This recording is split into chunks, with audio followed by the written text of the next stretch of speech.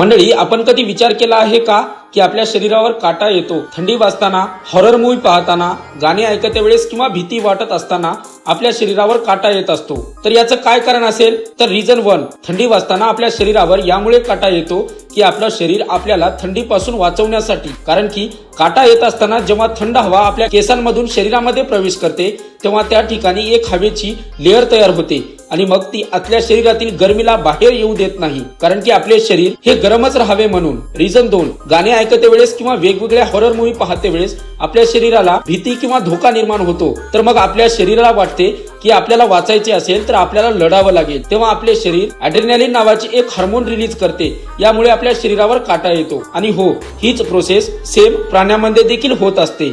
शरीरावर काटा आल्यावर प्राणी आपले शरीर मोठे करून आपल्या शत्रूला खतरनाक दाखवण्याचा प्रयत्न करतात, परंतु वेळेच्या बदलानुसार शरीरातील हे केसांचे प्रमाण कमी झाले असून हे काटे येण्याचे प्रमाण अजून बंद झाले नाही. अशाच नॉलेजेबल व्हिडिओसाठी आपल्या फॅक्टवाला या युट्यूब चॅनलला नक्की सबस्क्राईब करा.